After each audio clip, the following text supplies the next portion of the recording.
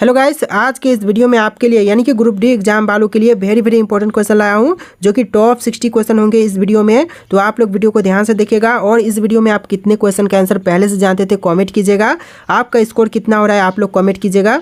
और फिलहाल इस वीडियो में पहला सवाल आपका हो जाएगा, कितने वर्ष के पश्चात राष्ट्रीय जनगणना होती है। दोस्तों, राष्ट्रीय जनगणना जो है यह कितने वर्ष के पश्चात होती है। तो आंसर जो है ऑप्शन नंबर ए रहेगा, 10 वर्ष के पश्चात राष्ट्रीय जनगणना होती है, यानी ऑप्शन नंबर ए जो है बिल्कुल सही जवाब हो जाएगा। चलिए, क्वेश्चन नंबर 2 है, किस राज्य की सीमा चीन से जुड़ी हुई है। देखिए, इनमें से वह राज्य जिसकी सीमा जो है चीन के साथ जुड़ी हुई है कौन से है। मणिपुर है, नागालैंड या फिर असम या फिर Arunachal Pradesh.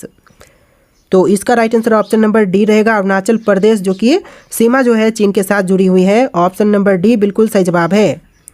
Very important question है, वीडियो को ध्यान से देखिएगा। भारत का फ्लाइंग सिख किसे कहा गया है। देखिए, भारत का फ्लाइंग सिख किसको कहते हैं।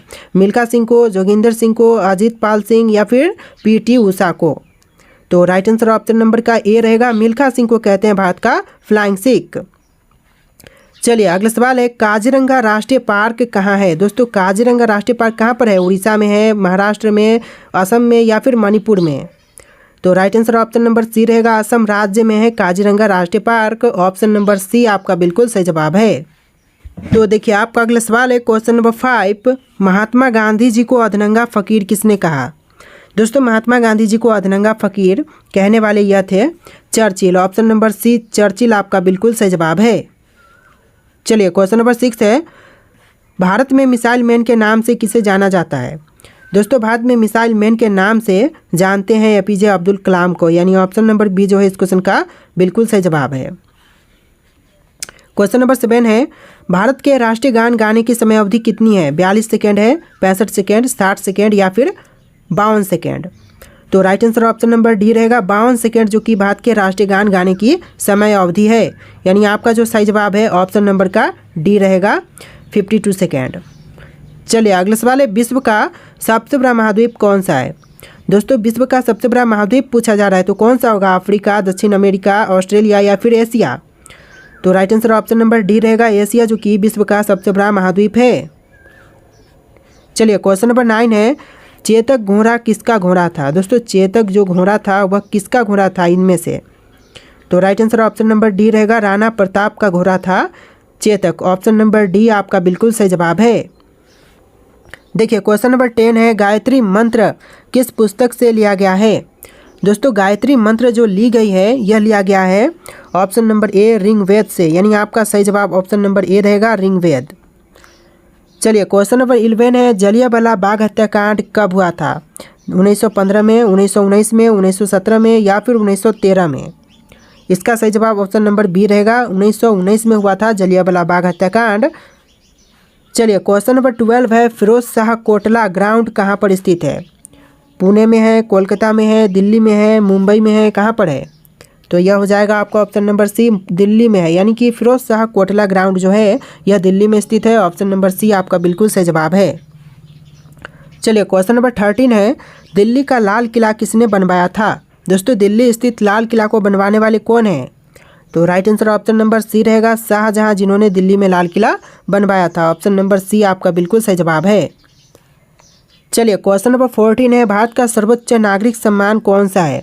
भारत का सर्वोच्च नागरिक सम्मान यह हो जाएगा भारत रत्न, यानी ऑप्शन नंबर ए जो है इस क्वेश्चन का बिल्कुल सही जवाब है, भारत रत्न। चलिए, क्वेश्चन नंबर 15 है, नीरज चोपड़ा का संबंध किस खेल से है।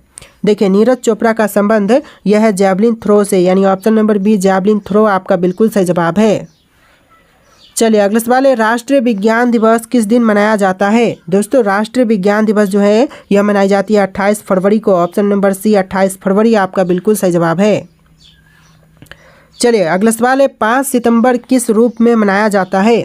दोस्तों, 5 सितंबर का दिन जो है यह मनाई जाती है शिक्षक दिवस के रूप में। ऑप्शन नंबर डी शिक्षक दिवस आपका बिल्कुल सही जवाब हो जाएगा। चलिए, अगला सवाल है, दिल्ली से पहले भारत की राजधानी कहाँ पर थी। दोस्तों, दिल्ली जो भारत की राजधानी है, इससे पहले भारत की राजधानी कहाँ पर हुआ करती थी। तो राइट आंसर ऑप्शन नंबर का डी रहेगा, कोलकाता, जो कि भारत की राजधानी हुआ करती थी दिल्ली से पहले। चलिए, अगला सवाल है, महात्मा गांधी का जन्म हुआ था। दोस्तों, मतलब महात्मा गांधी जी का जन्म कब हुआ था।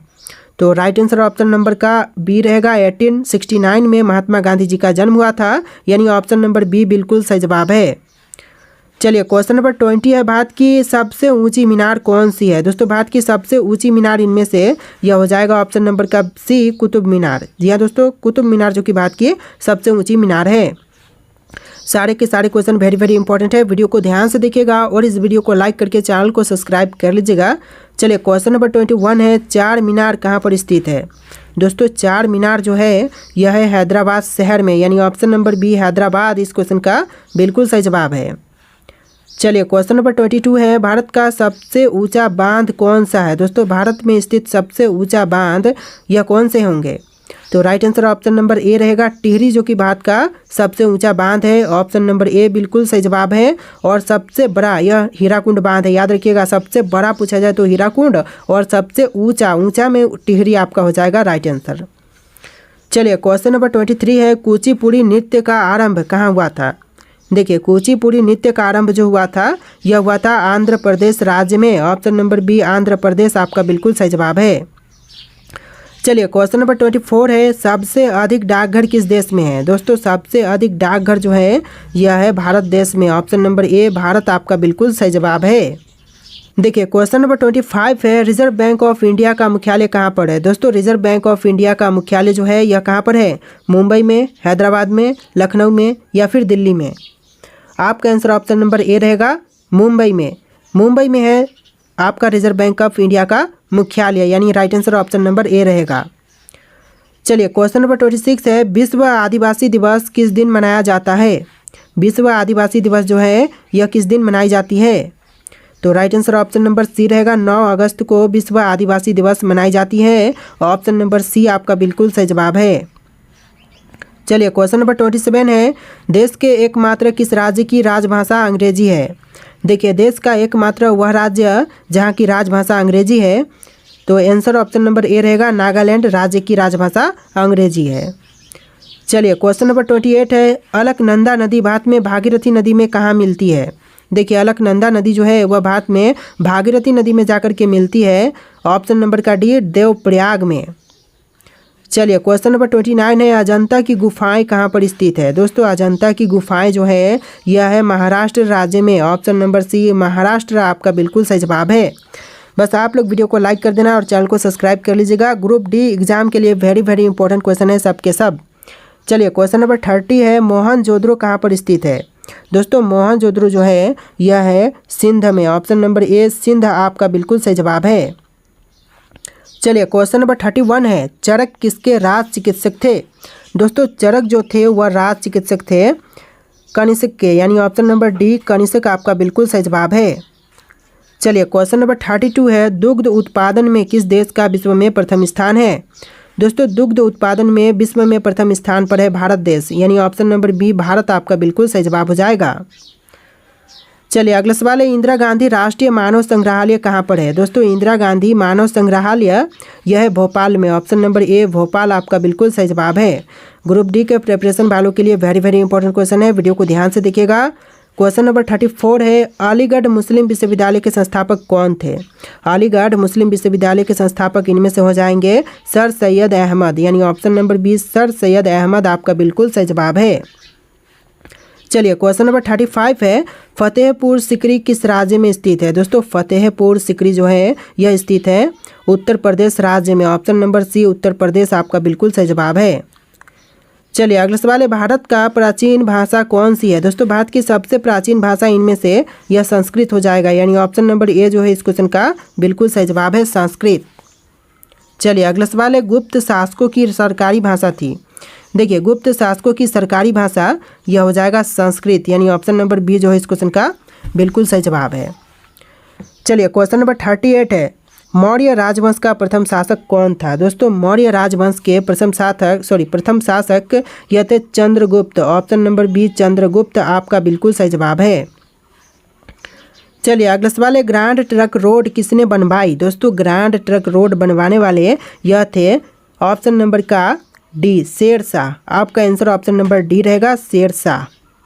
चलिए अगला सवाल है, टीपू सुल्तान कहाँ का शासक था? दोस्तों टीपू सुल्तान यह शासक थे ऑप्शन नंबर का सी मैसूर का, यानी ऑप्शन नंबर सी आपका बिल्कुल सही जवाब है।